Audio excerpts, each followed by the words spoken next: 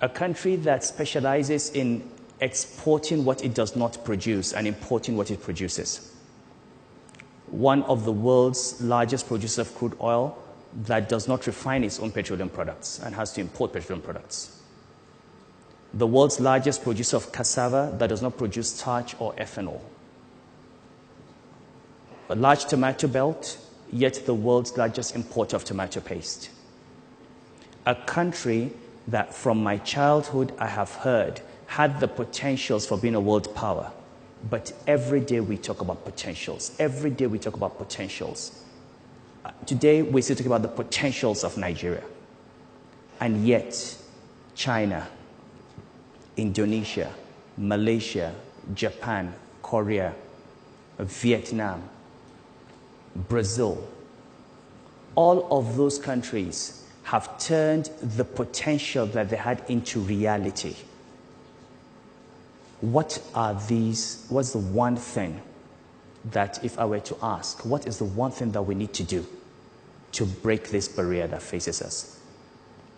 In 4 years in Abuja, I've come to the conclusion that we need to overcome the fear of vested interests. And I'll talk you through a little bit of my own experiences as governor of Central Bank and use that as a basis or as a template for what I think we need to do if we change this country. I became governor of the Central Bank of Nigeria in 2009. And this was in the middle of a global financial crisis. I came to the central bank knowing that banks had problems and believing that these problems were caused by a global crisis, by the collapse in the capital market, the collapse in the price of oil, and that they would be fixed by simply addressing the normal risk management issues in banks. And shortly after I came in and one went through investigations, I discovered that the Nigerian banking system was infested with the same corruption of the rentier system in this country. That a number of bank chief executives had taken their banks and fleeced those banks and literally taken away depositors' money to buy property all over the country, all over the world. And just like people do in ministries or in government agencies or whenever they have opportunities in all companies, the banks were themselves a site for rent seeking. The fundamental character of the Nigerian state is that for decades, since we found oil, it has existed not to serve the people, but as a site for rent extraction by a very small minority that controls political power. And it doesn't matter where this group comes from, whether it's North or South or Muslim or Christian or military or civilian. The state has always been a site for the extraction of rent, with the exception of a few years that we can think of where we've had development. And this is at the heart of the problems of the country. Now, when we discovered this, and I'll give you a few examples, and these are well known now, they've been published. You know, there was one chief executive officer that took away from her bank over 200 billion naira. Okay, that was over $1 billion. And where was this money taken to? Purchase of property. We recovered from one CEO 200 pieces of real estate in Dubai. Real estate in Johannesburg. Real estate on the Potomac in Washington, apart from shares in over 100 companies. And all of that was purchased with depositors' funds. We went to the court in UK on the case of another CEO. We got a judgment against that CEO for 142 billion naira. Stolen from the bank, taken to buy shares and manipulate the shares of his own institution, and also transferred outside to purchase property. Now, the first CEO we were able to convict, we recovered these assets and got a 6-month sentence and sorted it out. The second CEO, we finished our case. established in Nigeria that we had a civil case in the UK, had a criminal case in Nigeria, established the case. 2 weeks before the closing statements were made, the judge was miraculously promoted to the Federal Court of Appeal after 3 years of trial, at the very end of trial, because someone, a very popular religious leader with hundreds of thousands of supporters, carried him to political authorities, and the system that was supposed to protect depositors and handle criminals was used and manipulated to promote a judge so that he would not convict a thief. Now, this is an example and an instance of the kinds of things that happen in a country that stop a country from reaching its full potentials. But my experience with the banking reforms and how it affects the fear of vested interest was the following. After we discovered the things that happened in the banks, the critical thing we had to do was take a decision that would pitch us against powerful political and economic forces. We were dealing with chief executives that in 2009 had become invincible. They were in the seat of power. They had economic power, and they had bought political protection. They were into political parties. They had financed the elections of officers, and they believed that nobody could touch them. And every time I said it was time for us to take action, people said to me, "You can't touch these people, you'll be sacked." Or, "You can't touch these people, they will kill you." Or, "You can't touch these people, you can't do that." And I said, "You know what? We are going to take them on." And we took the decision. We're going to remove them. And you know what? We removed them and nothing happened. We're going to prosecute them. We're going to put them in jail. And we put one of them in jail. And we're going to recover these assets. Because the way the central bank operated in the past was these guys take all this money and the central bank says the bank has failed.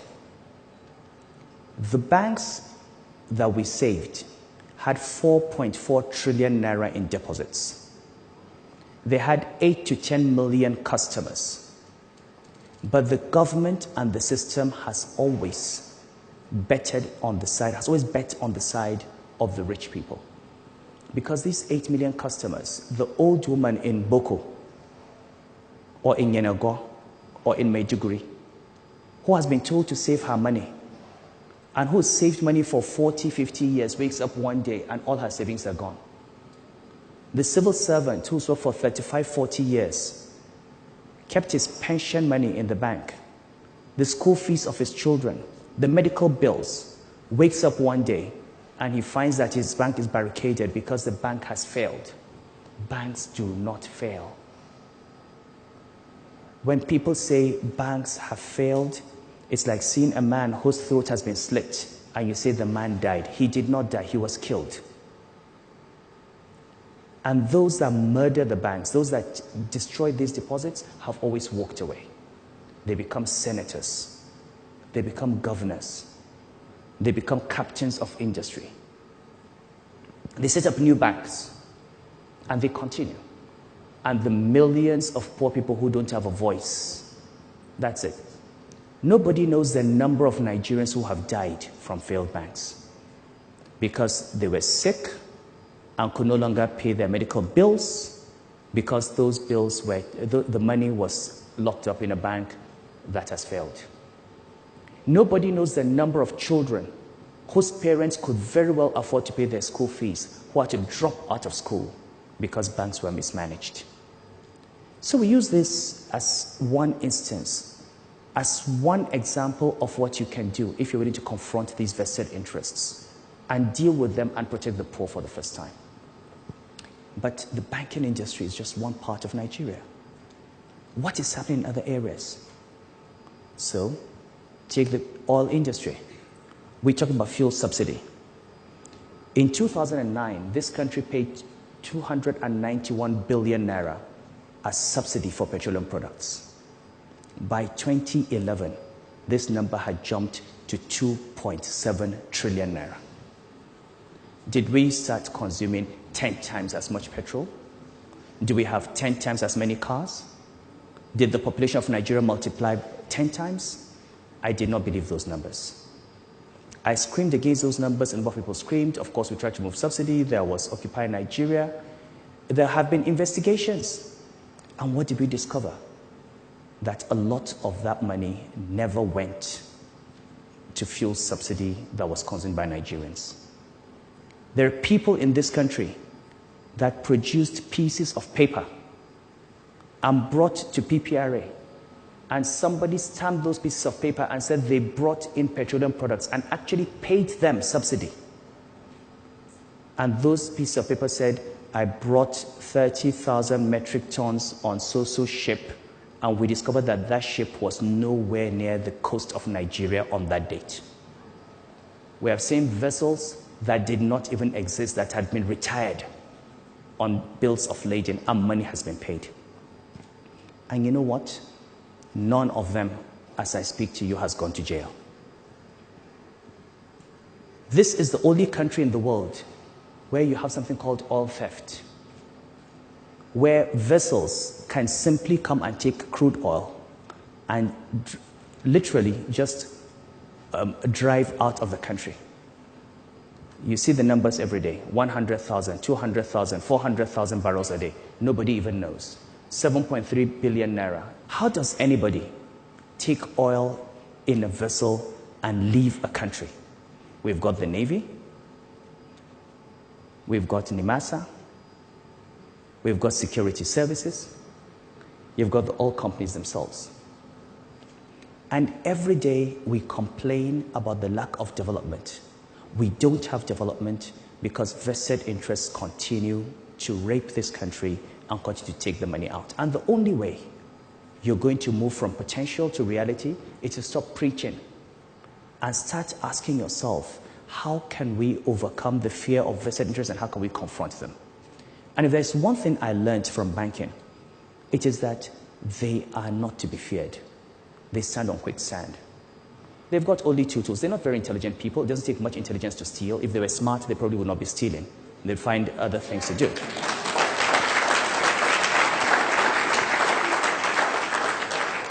They have two weapons, and two weapons only. First is, how much do you want? And if you don't want anything, then I'm going to destroy you. If you don't want their money, and if you're not afraid of them, you destroy them. There's nothing else in there. You're more intelligent, and we've got to ask ourselves as a country, how have we allowed ourselves to be reduced to a level that is so far below our potential? A few weeks ago, I was in Lagos at Tinubu's birthday at the colloquium, and I spoke to young people. I said, we have 65 million young people in Nigeria. I'll give you one idea. You have 65 million youth in Nigeria. What does it take for one of you to get your votes and be the president of this country? What does it take for you to say, you're tired of my generation? I'm going to get one 40-year-old, intelligent, committed, patriotic Nigerian, and we're going to ask all the youth to vote for him. What does it take for you to address these issues sector by sector, identify these interests one by one, and confront them? Why does it have to take fuel subsidy removal for us to come out and challenge the rot that is in our country? What are we afraid of? We're afraid of losing the security that we have today. We may not lose it today, we will lose it tomorrow. So if there's one thing I have, one message I have for every Nigerian, is to remember that the problems of this country are enormous. The solution is simple.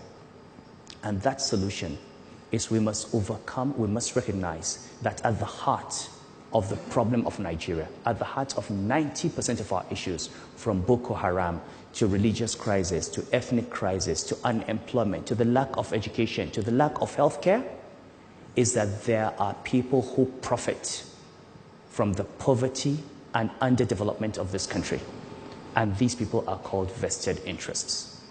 And so long as they remain entrenched, and so long as we do not overcome our fear of them and dislodge them, we are not going to find a solution to this problem, and we're not going to reach our true potentials. My time is up. Thank you very much.